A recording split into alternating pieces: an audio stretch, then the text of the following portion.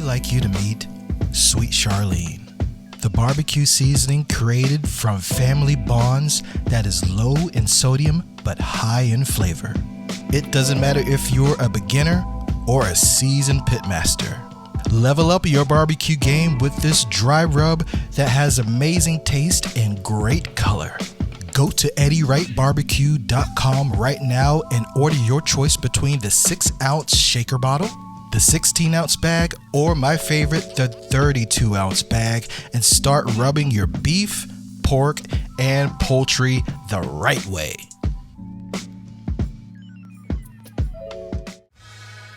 Welcome to Black Smoke Barbecue. We are a collaborative group that focuses on different aspects of barbecue from pitmasters from all across North America. Barbecue is a culture, and we discuss topics, ideas, and the methods of it on the Black Smoke Barbecue podcast. Our mission is to spotlight those lesser-known content creators in backyard barbecue, catering, food truck operations, as well as the African-American experience in modern-day barbecue. Sit back, relax, listen, and enjoy the show. All right, guys, welcome back to the Black Smoke Barbecue podcast, and I am the Dogfather, and we got a great show for you today. But first, before we get into our special guest, let's say hello to the Black Smoke crew in the house. Charlie, how you doing, brother? What's up, my man? I'm doing great. How you been doing? Man, I'm fantastic, man. We cooling down here in Central Texas, so, it's a little bit more bearable, so I can kind of get out there and do some things like y'all doing. I know I've been seeing you out there doing a little something on the grill, man. What you got going on? And, I'm looking at your reels and everything, and I'm like, I want to do that. I can do that. Let me try that. So I'm just recreating whatever. So I'm just buying these little attachments for the Weber and all that. I'm just trying to make something happen. MacGyver it a little bit. Just having fun, man. It's all good. Hey, that's the name of the game, man. Always have fun when you're out there cooking, man, So Yes, but it's all good. But no, man, I've been seeing some of the content you've been putting out there, man, and you're looking good, man. You coming along, brother. You coming along. Appreciate People it. better get out there. Better quit sleeping on them and get on out there and check out Charlie. Yes, sir. So, Maverick hey, Barbecue. Yes, sir. Also, Black Smoke Barbecue royalty. We got my man Jeff, Outdoors with Jeff. How you doing, brother? Hey, what's going on, Alton? How you doing? How you doing, Charlie? Good, man. We doing awesome, man. Glad to have you on. I know you've been kind of busy and taking care of some other things, but I know you're going to be getting back into it soon. And by the look of it, it looks like we got some of those prodigies right there behind you. What you got going on over there? Look, I came outside with the kids today, man. So, but no, man, everything's going good, man. Getting some cooks in, and got a couple more toys coming this way. So you should see some things coming out pretty soon. But looking forward to get back into some cooks, man. Hey, so are these some toys that you were able to let us know what it is, or we gonna have to wait? No, you can wait, but I got a couple little accessories here and there. Okay. Well, hey, we gonna stay tuned and we gonna look out for that, man. Because I know whenever you whip something up, it's always good, man. Love your content as well. I know Appreciate when it. you get those reels out, man. I stop what I'm doing and I'm looking. I'm like, okay, how do you do that? Yeah, man. I think I kind of found my bread and butter with the reels, man. I love that short form content. Hey, it's looking fantastic, man. So keep doing what you're doing, Jeff, and always glad to be on the pod with you, brother. Appreciate it. Likewise. All right, so let's get on to our special guest. I mean, we got a lot of people may not know about my man here, but I happen to know about him. And we come from the same town. And my man here has been doing some phenomenal things in the barbecue world and is really starting to put his stamp on it out there. So let us introduce our man Jbone McGowan of Jbone's Bar and Grill, coming from you. Where you, Belton, Texas? Is that where you're claiming right now? Belton, Texas. All right, Jbone, welcome to the podcast, brother. Thank you. Welcome, sir. Yes, sir. So like I said, man, a lot of people don't know Jbone don't know what he's about or what he's doing, I know you've got a fantastic Instagram page. You put a lot of good content out there. So, man, why don't you go ahead and fill us in and let us know who Jbone is and what does Jbone do? Jbone's Bar and Grill. I am. I love barbecue. I love welding. I love building barbecue pits. I was looking at Facebook memory the other day. I was building barbecue pits 15 years ago.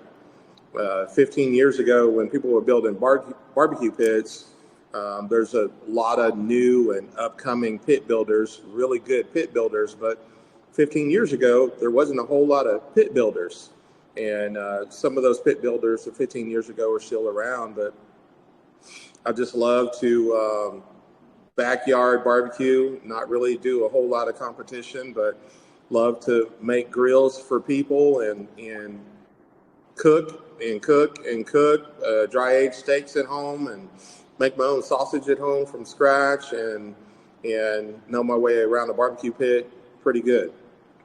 Well, you know, speaking of that whole dry aging, man, you were one of the first people I saw doing dry aged steaks, you know, and I just happened to kind of fumble my way into getting a steak ager. On a big scale. Yeah, man, I tell you what, man, we love it. We love it, dude. Getting that ribeye roast in there. And, you know, I think the first one I did, I want to say I dry aged it for 45 days. Okay. And I thought, well, you know what? That was let me play around and I think I did find the sweet spot, which I guess is what a lot of restaurants do, somewhere in that 28 to 30 day range. Okay. And that tends to work out pretty good for us. But man, I got to tell you, you were the first one that I saw doing the whole dry aged steak. And man, I'll just thank you for that one. Absolutely. And the longest I've ever gone is 55 days on a dry age. Nice. Yeah, absolutely. Well, all right. When did you start dry aging steak? When did you first take the chance? It's something I saw on the internet for a steak ager and didn't know what I was doing. Bought a steak ager, and there's, you know, steak ager is basically a UV light for bacteria and a fan for air movement circulation. This was inside the refrigerator device. Bought a ribeye roast to put in there and stuck it in there. And after it starts getting really funky, I was very afraid of the first time of eating a dry aged steak. But then after trimming all the pellicle off and taking the pellicle to the local butcher and having the pellicle mixed with ground burger to have dry aged steak burger, it was on a whole nother level. What? Yeah, man. Oh, wow. Absolutely. I told y'all J-Bone's on another level, didn't I? It's Serious. a game changer for sure. Mind blown. Wow. You know, the first time I did that, I took the pellicle off or whatever, and I wasn't sure if you could do this or not, but I did it anyway. I went ahead and made a dry aged tallow with it. Dry And aged man, tallow. yeah, Okay. I made some dry aged tallow with it and used it in some cooking, you know, with eggs and vegetables and, you know, things of that nature. And man, it was really good. Did you taste the difference? It just tastes beefier. Beefy. It does. Okay. It's got it has a funkiness to it, and the longer you let it go, the funkier it is. But it's Yeah. a good funky. It's like explain the funky. People are like, "Was funky? Like, what kind of funk level is it? You know, is it going to smell up the house? You know, is it going to scare people from coming in the house?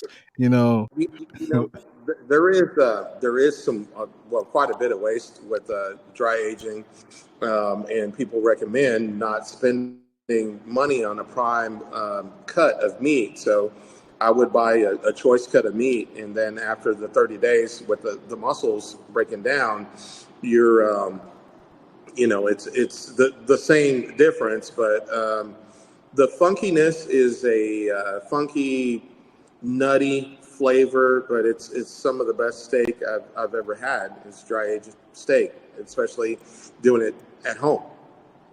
Yeah. And then doing that process and then understanding this is what they're charging people a premium for. I could do this at Wow. home now. Exactly. So taking the ribeye roast, dry aging it, getting it out, cutting up the ribeyes.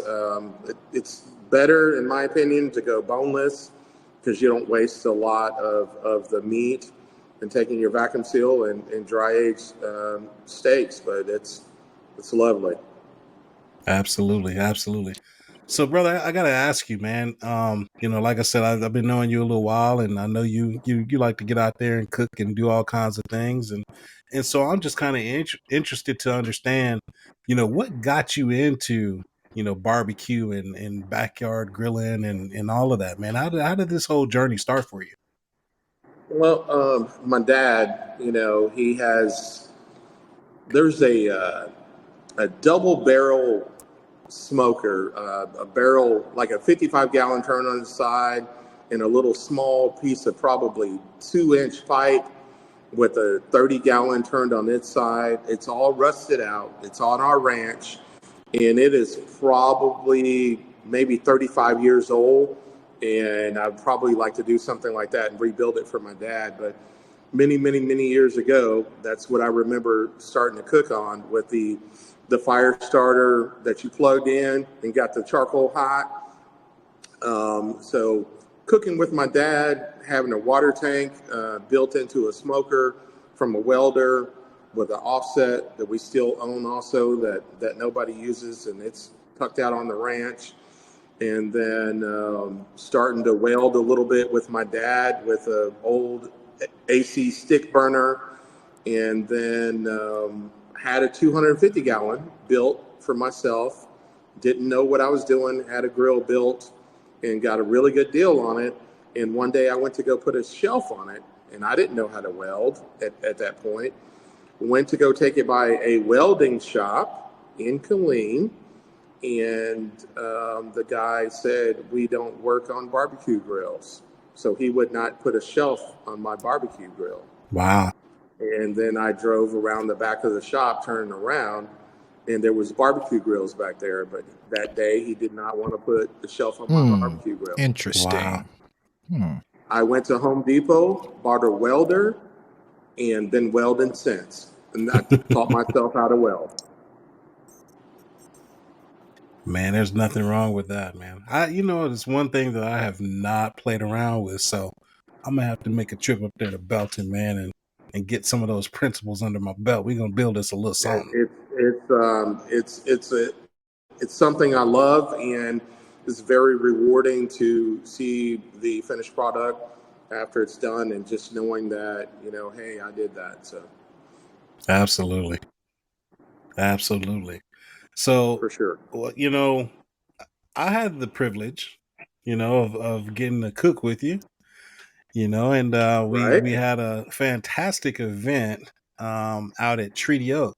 For those of you that don't know, Treaty Oak Distillery is a distillery here in the Austin area that they make their own bourbon, they make vodka. They make a lot of different things, and they often have fantastic barbecue events where they're actually barrel release parties. They have a barrel release they're going to start bottling, and they release it that day, and they have a bunch of people come out to cook, and pitmasters and all kinds of people coming out there.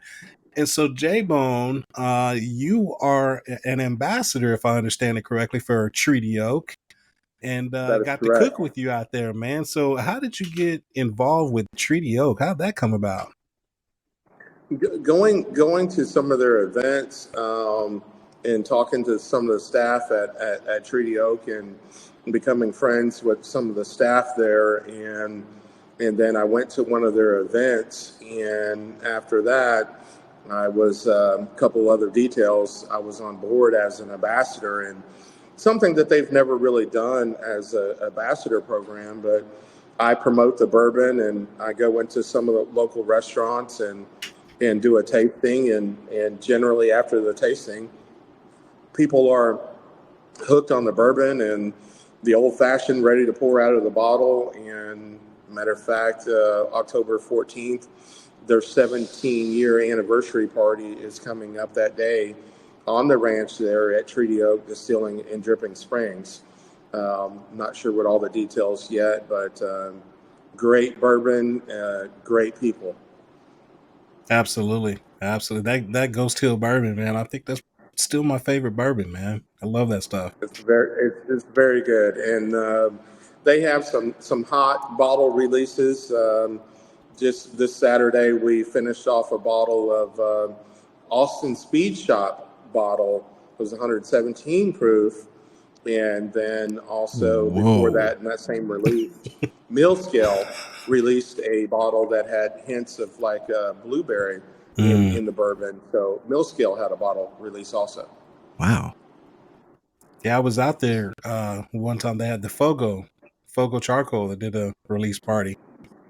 Yeah, absolutely. Yeah, that was a pretty good one too. For sure. Everything they do is great. It's good Absolutely. stuff. Absolutely. Yes. Did you see the Elias, the chef from Alice's restaurant, the Ford commercial that he was in? The Ford commercial? Did you say Ford commercial? Ford commercial. I did not see that. They did this probably a week ago or whatever, but he was premiered in a Ford commercial.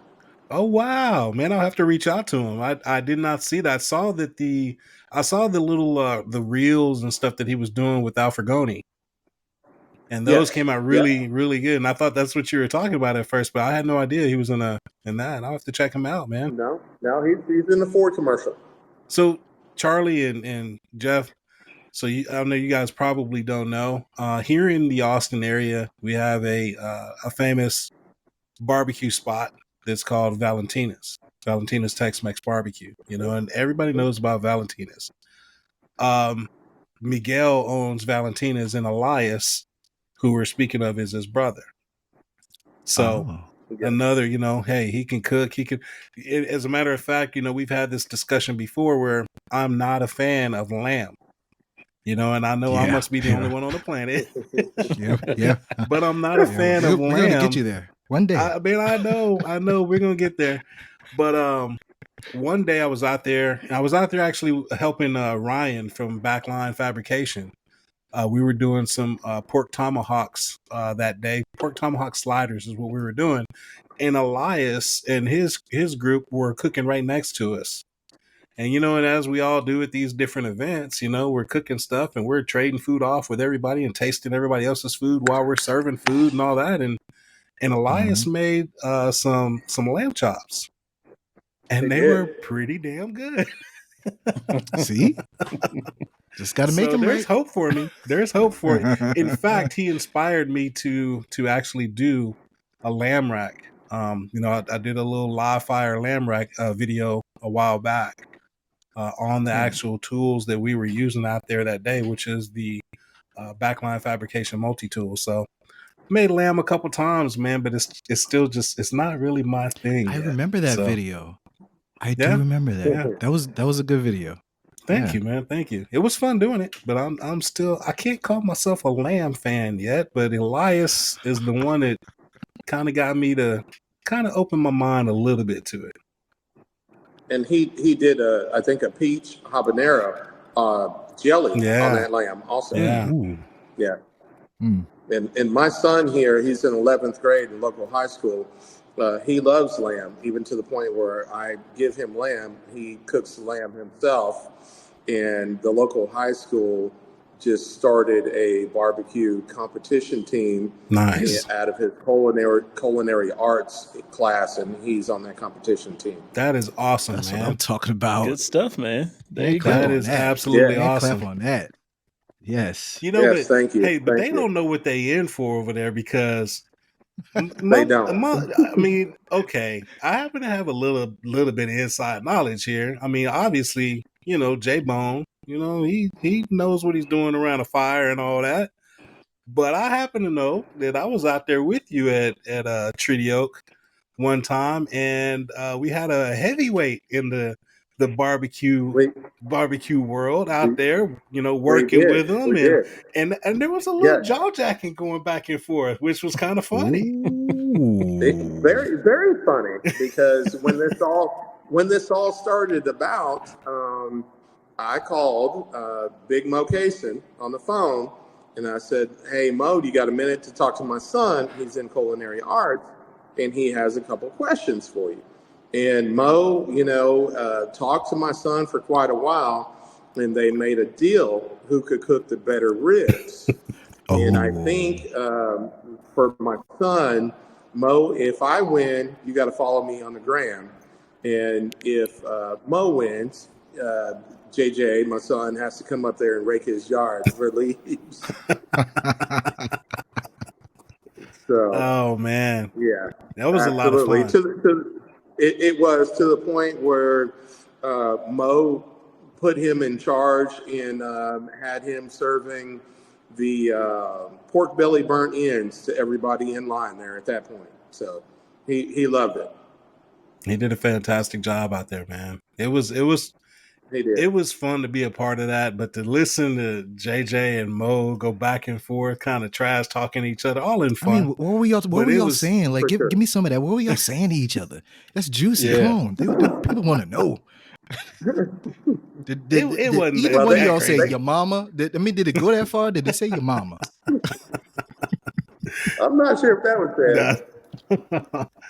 No, but man, it was some good stuff made out there that day, man. A lot of laughter, a lot of good food.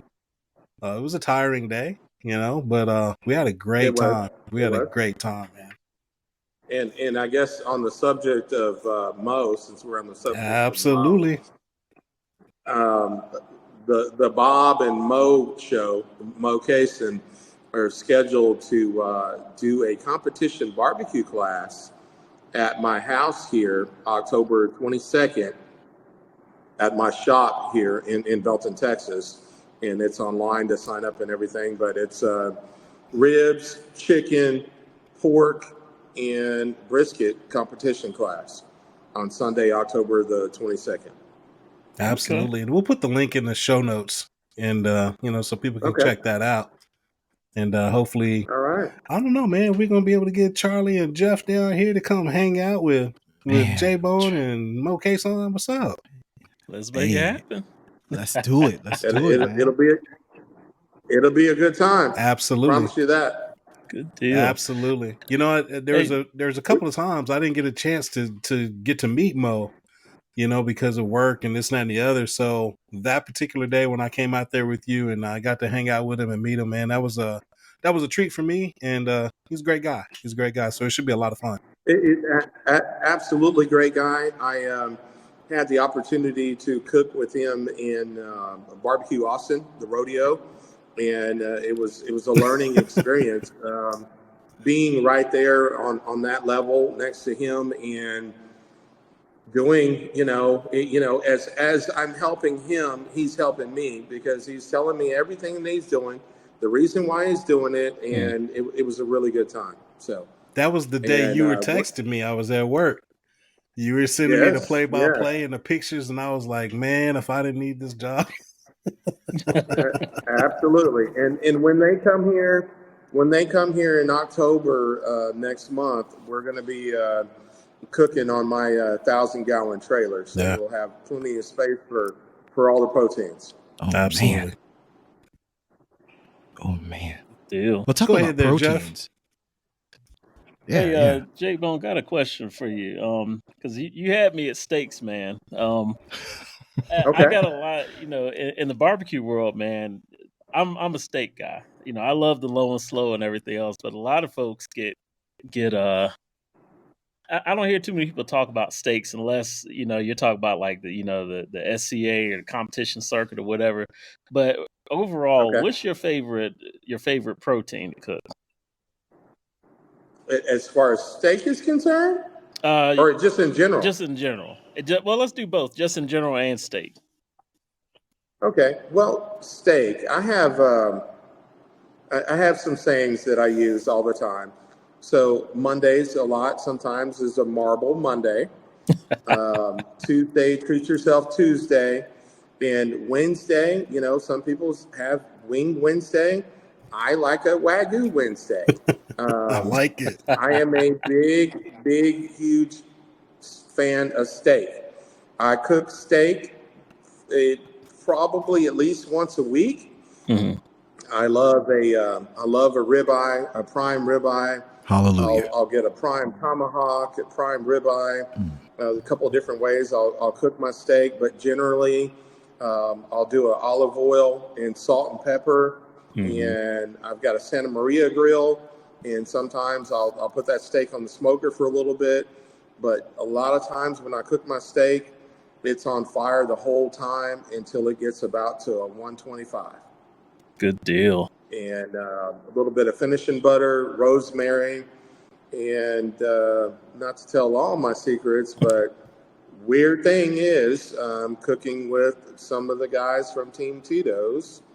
Put a little bit of Fiesta fajita seasoning The green dot. on my steak to finish it. Okay. That Yeah, green Interesting. dot fajita seasoning is man, people don't know about that. I love steak. I mean, I love steak. But as far as the other protein, a big cut of meat, brisket. I love brisket.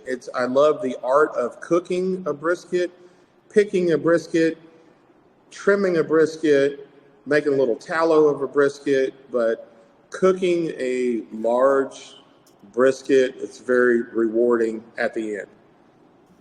Gotcha. Absolutely. Gotcha. Absolutely. Yes, and Thanksgiving, we have Friendsgiving, and generally the Wednesday before Thanksgiving, a lot of the close friends come over, and some people bring a turkey, some people don't bring a turkey, but generally, when you leave my house after Wednesday evening, you're going home with a smoked turkey because we'll have some drinks. We'll have the 1,000-gallon loaded with as many turkeys as we can fit on it. And everybody goes home with a turkey, pretty much. And sleepy. Man. And sleepy. Wow. But Drive safe. Yeah. but I love a fire. So Absolutely. You know, you hit on something there with, talking about brisket, and in picking out a brisket. So for those out there listening that don't really understand how to pick out a proper brisket, what is the Jbone method for picking out a solid brisket?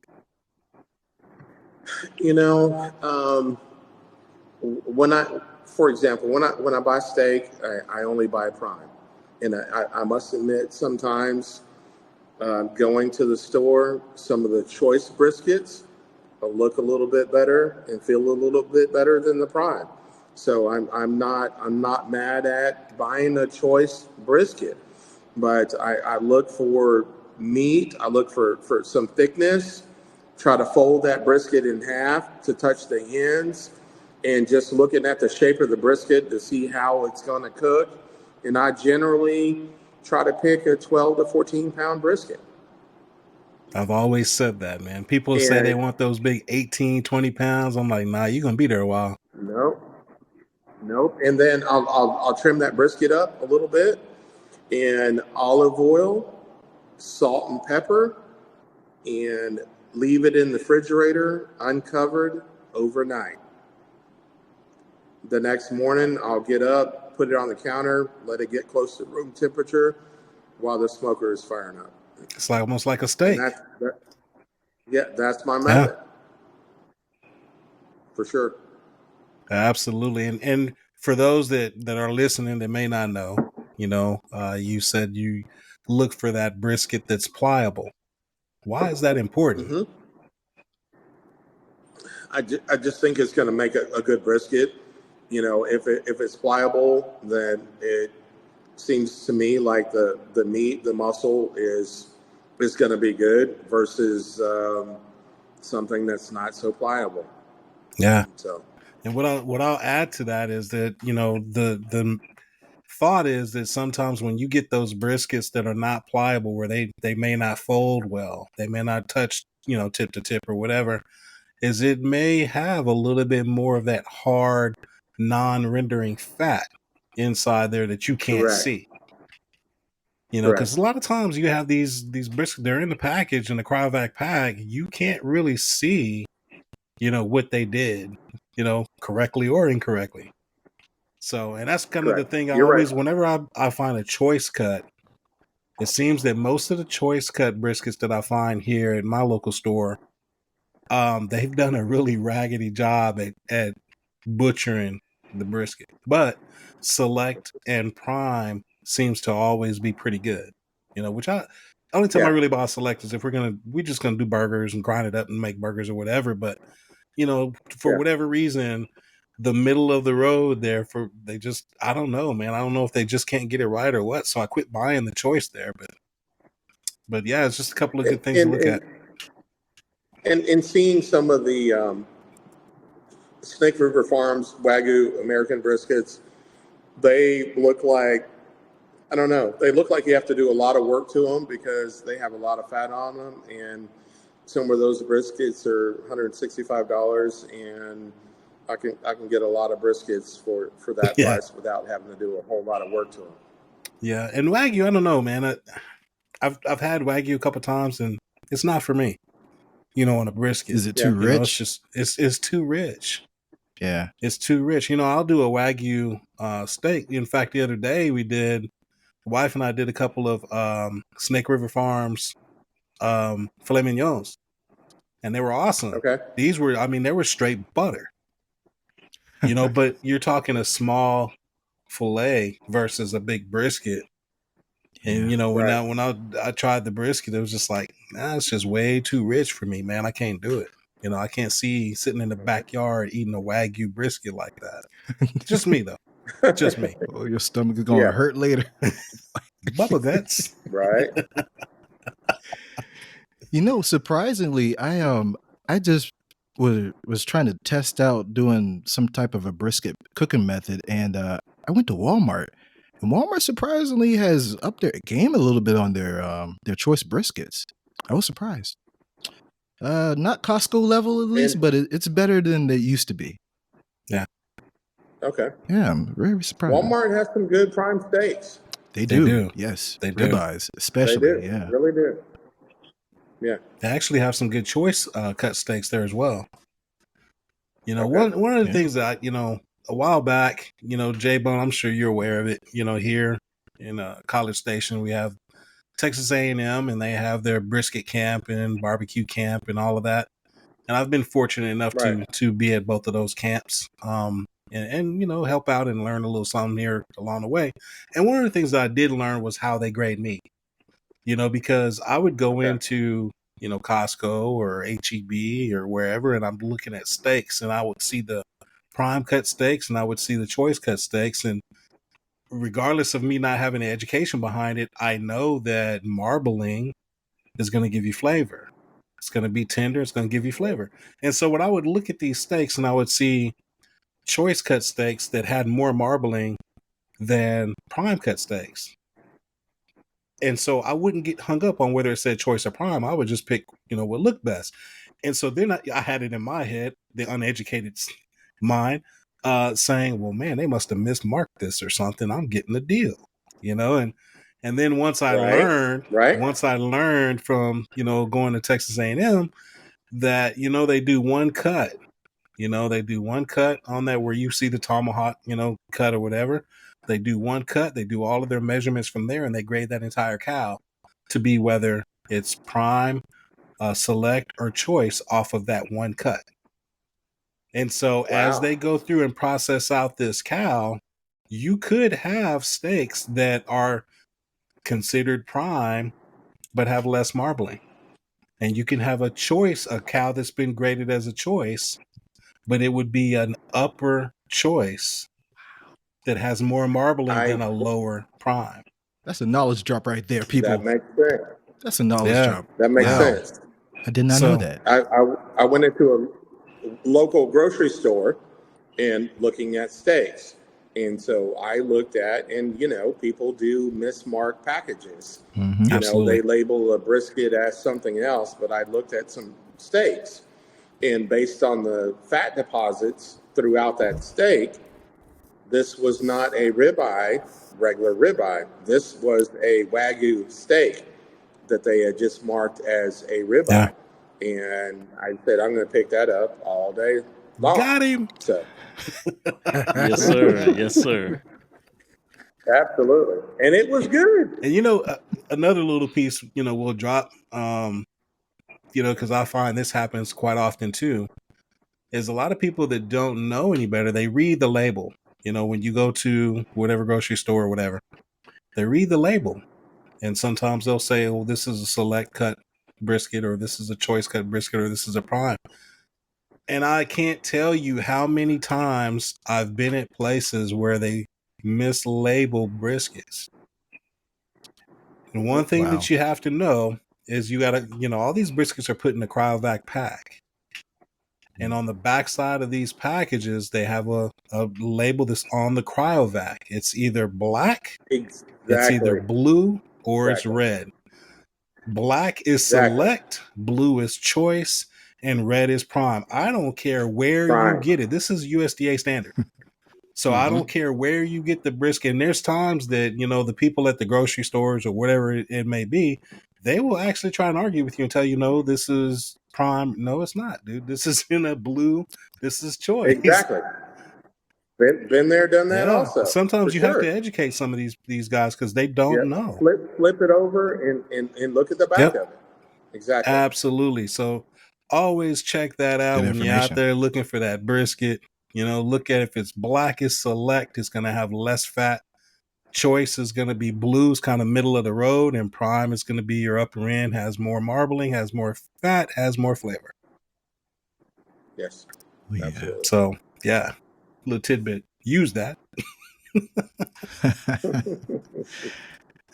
Oh man. Oh, yeah. All right, so Jbone, let's get back on track here because we can sit around and talk about all that stuff all day, man. So like you got your shop there, and congratulations again on getting that property and having that thing brought up to the standard that you want it to be at, to be able to start doing your pit building and all that, and even doing your classes as you mentioned there.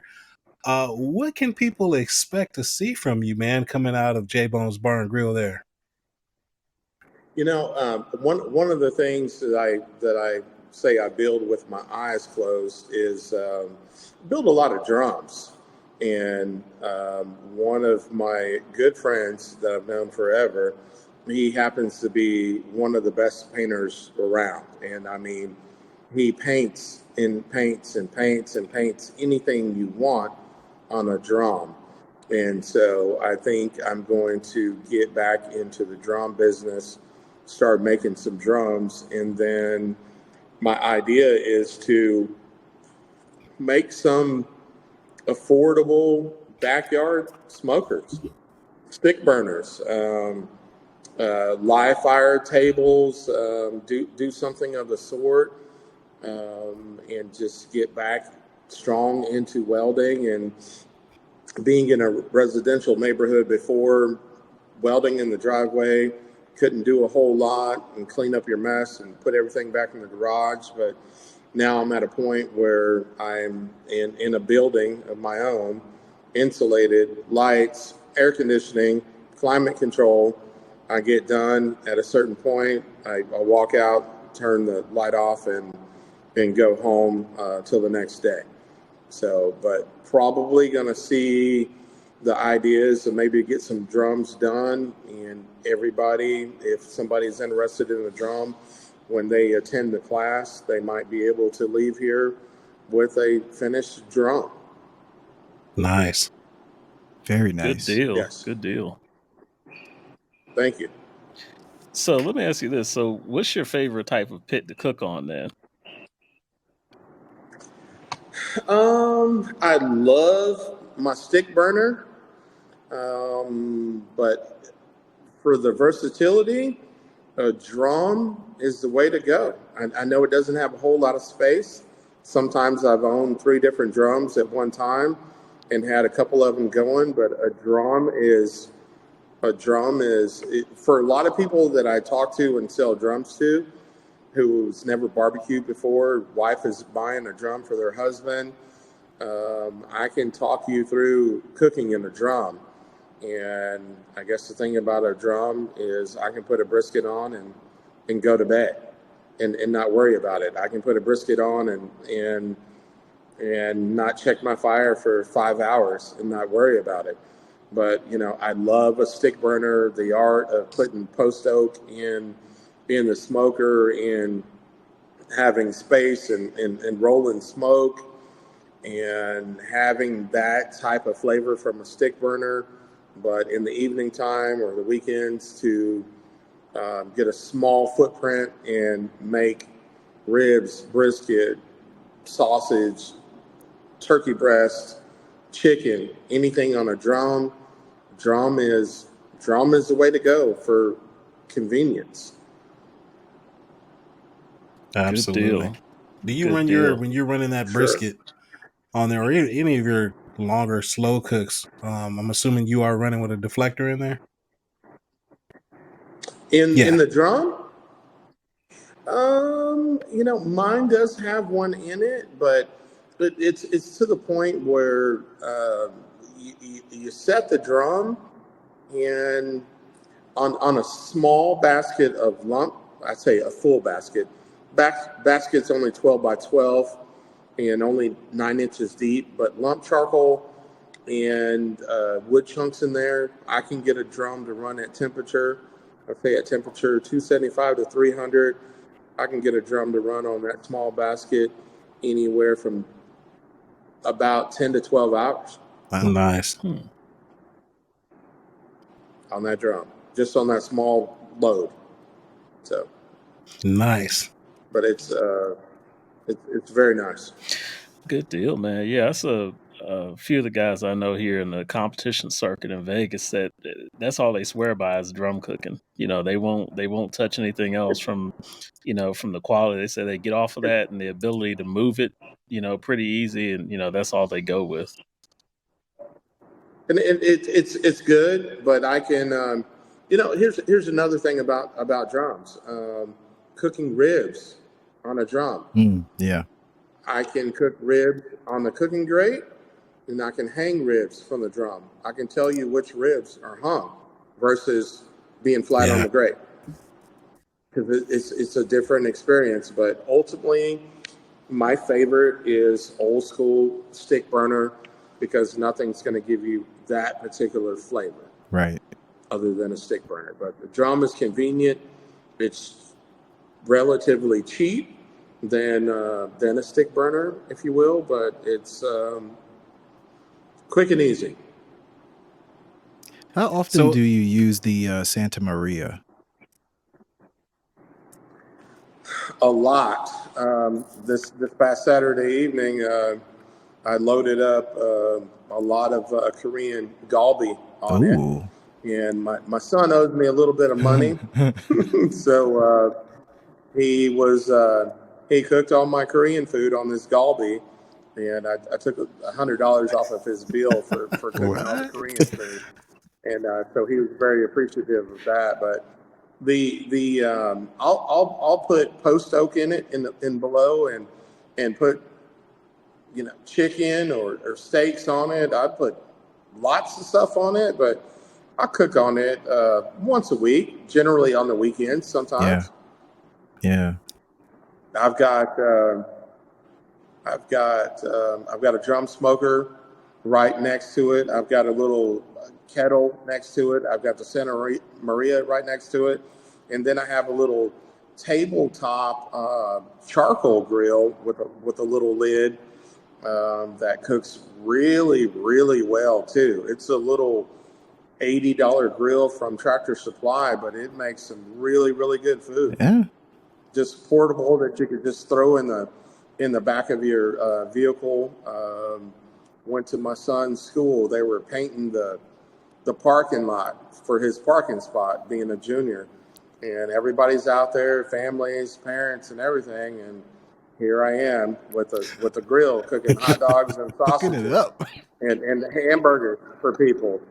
And people are looking around, what's on fire? No, that's not fire. That's me. So, and people are coming over, and I'm giving away food because everybody loves to eat. That's right, man. That's Good the deal. life right there. Absolutely. I tell you, this man gets it in. For real. Everywhere I go, I go to my friend's house, and it doesn't matter what you have. I'd like for my friends to entertain their company, and whatever you have, here, give me those tongs. I'll take over the grill, and I'll entertain the pit, tend to the pit while you entertain your company. So, and you know, that's one thing, man, that I know we have to make that. We keep talking about we gonna hook up and this and that and the other, and we always got something going on. But you know, we're known here for entertaining people. You know, people come over to the house and we fire up grills, get some food yes. on, this and that and the other. You ain't leaving my house hungry, you know, that type of thing. And Right. we have a mutual friend, you know, our brother Tim Calloway. You know, he's the one that told me, he's like, oh man, you got to hook up with Jbone and blah blah blah blah. Man, I got to tell you, I see your social media, and I see when you throw down and you entertain, bro. You entertain. I mean, you have the grills Thank loaded you. down. I saw that the other day where you had JJ out there on the Santa Maria. He was out there doing his thing, Oh, and yeah. you know, and I've said to people, you know, it's nothing for us to have, you know, 20 to 30, sometimes 40 people over at the house. That's how you get down, man. Right. I've seen it. I do. And this past Saturday night, we even had live music, acoustic show right here in the shop. So, see, hey, y'all don't know, Jbone got that boom boom room going on over there, for man. real. Sound like it, right?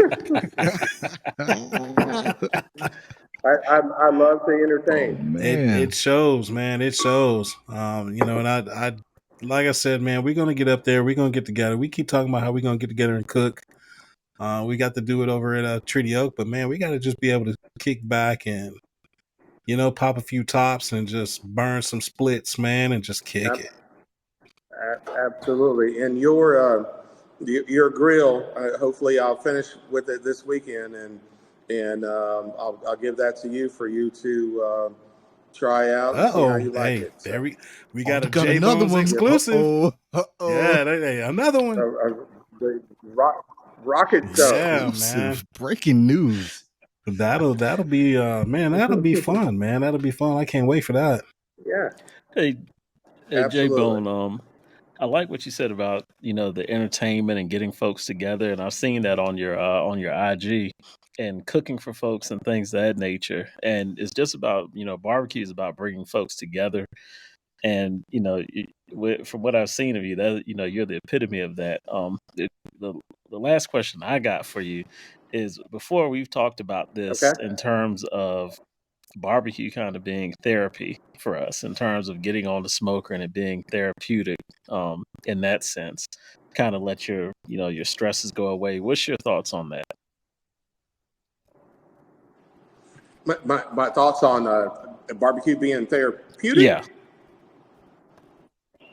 You know, barbecue, the thing about barbecue, in my experience, barbecue does bring a lot of people together. A lot of people together where people who don't know each other get together at an event, barbecue, talk about barbecue, share recipes.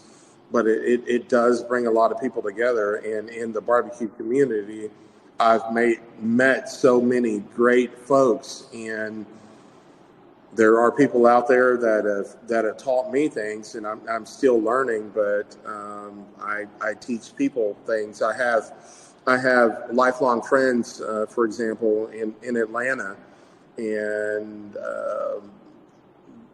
my guy there in Atlanta, he will text me pictures of his food, and based on the text and the color of his food, I tell him what he needs to do next based on the text and the color of his food. But barbecue community brings a lot of people together, and I love the closeness in the community of barbecue. It's a universal language, man.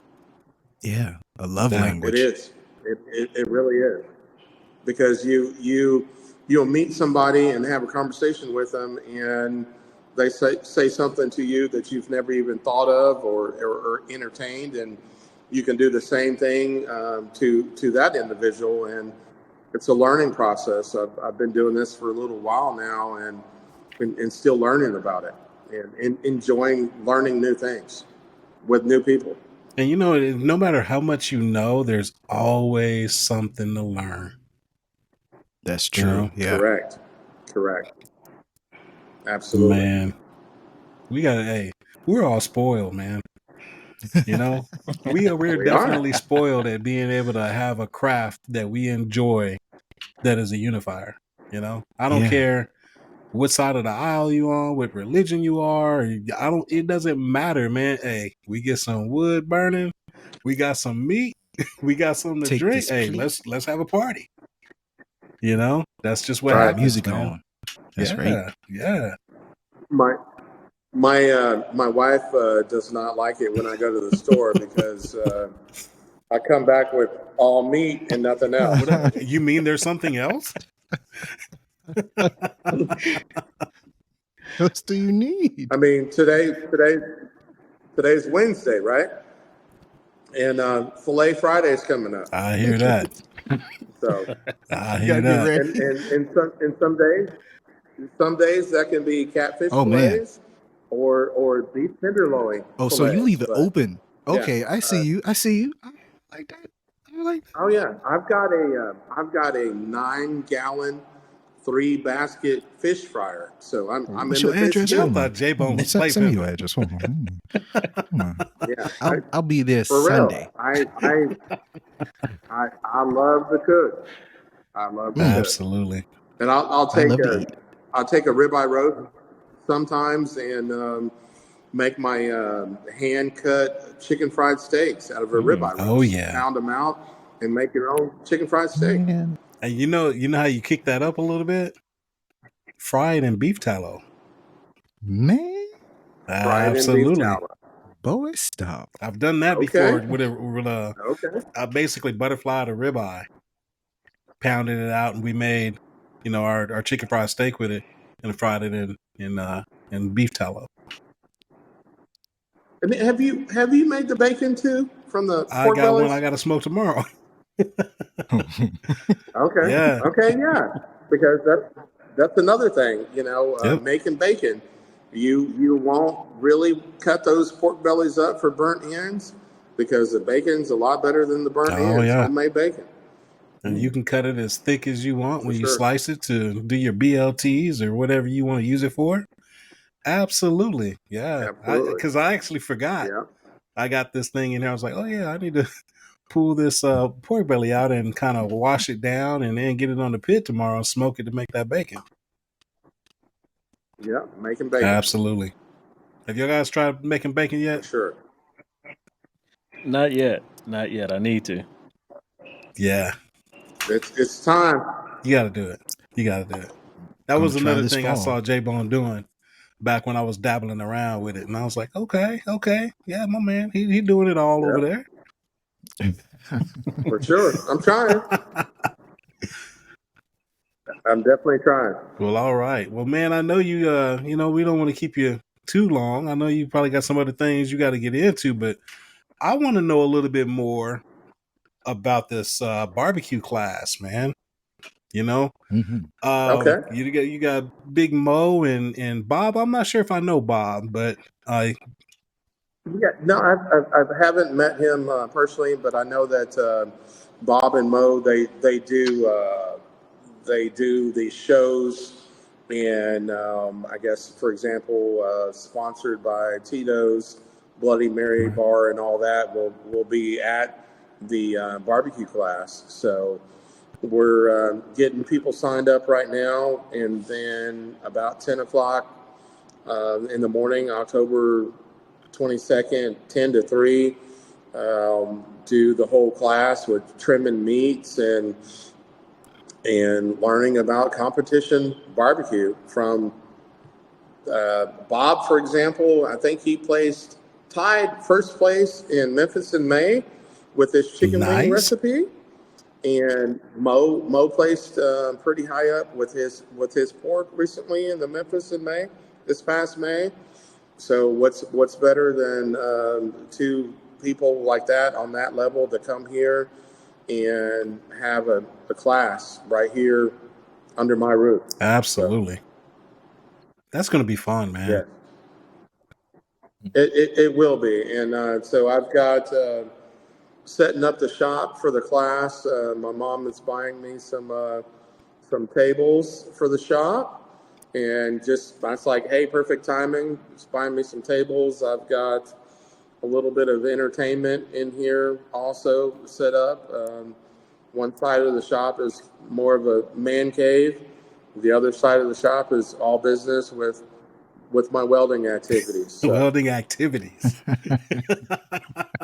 Welding activities. I like that, man. I like that. You know? Yeah. So you can be comfortable, and then you can leave the comfort and go over and do some good welding. So best of both worlds. Yeah, man. Yeah. So obviously this class is set up, and we got some heavyweights coming in to do this. What about in the future, man? What other kind of classes will people be able to maybe look forward to? You know, Al Fragoni is a good friend of mine. Probably going to reach out to him. I know some people are into live fire or would like to be into live fire, so it's probably going to reach out to him. And then you've got another guy also that was with us at Treaty, and then see if anybody's interested in what kind of people we can get to do a live fire class. That would be awesome. That would be awesome. For sure. I don't know if you guys have dabbled into live fire cooking like that, but man, I'm scratching the surface and I love it. You know? Yeah, man. You get to tinker with the fire. I do the videos on, playing with the Weber kettles and playing with the pellet grills and, that sort of thing. And those cookers are absolutely great cookers, man, and it gets people in the game, gets people out there, cooking. But man, I am a stick burner by heart. I love to burn some splits. Right. And now we're gonna, burn them and make some coals and move the coals around and I've never I can't say I've never cooked a whole animal. I have cooked a whole pig before, but I kind of cheated and used the La Cajina, but I've never actually put one on a cross and cooked that way, which I think, would just be awesome to do. Yeah. And, I had that experience in Wimberley, Texas with the Texas Grill Master. And everyone there was involved in that. And Big Hav, who makes the crosses, they had a 423-pound steer on the cross that day for their event, and had cabritos and pigs also, and rattlesnake and gator, and you named it. But it was a big live fire event. He was actually doing classes out there.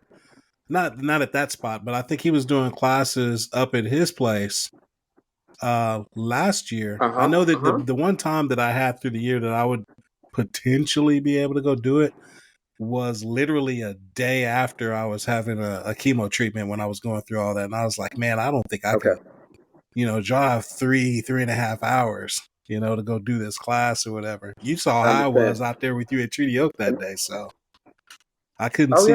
Oh yeah. And I think there's also a live or Texas meetup happening with Alf Fragoni and them and some of the crew in October also. So Texas meetup, and so it's everybody getting together and cooking a bunch of proteins. I know Dark Side of the Grill. I'm sure he'll be coming in from Canada, and some of the California people, and getting together with a Texas meetup. So it sounds like a blast. All right. So, well, Terrence, I'm sorry, Charlie, what you got for us, man? Man.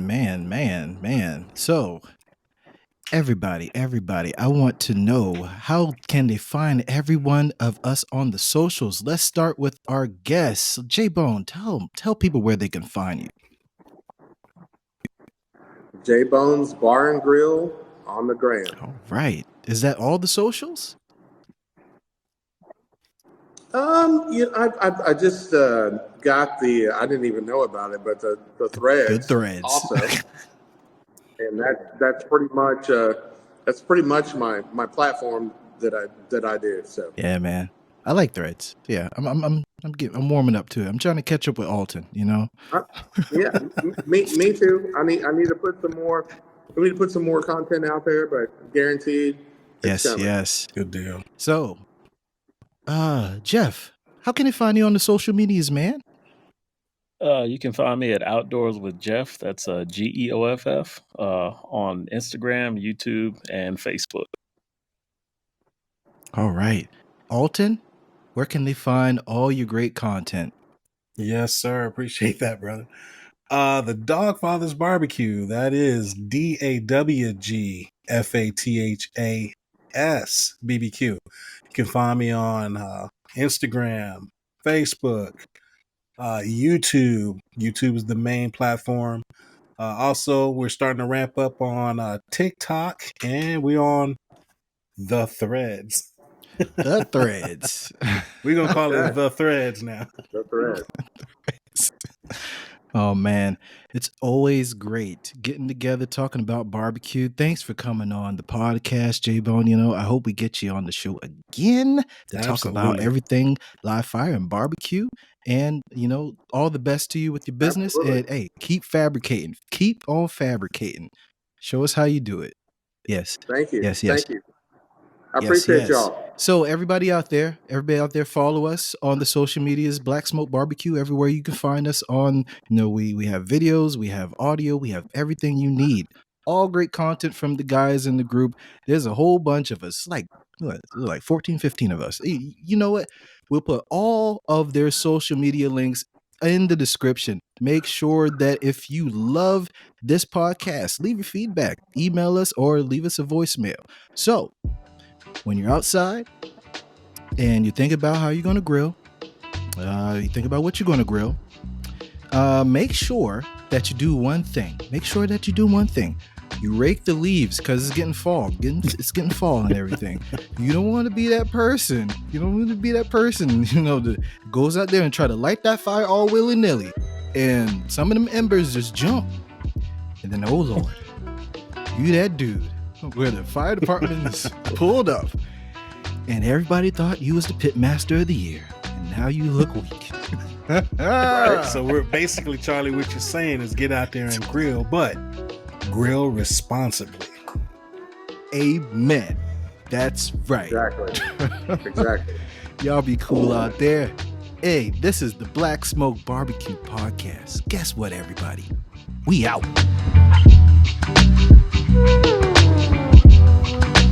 Woo!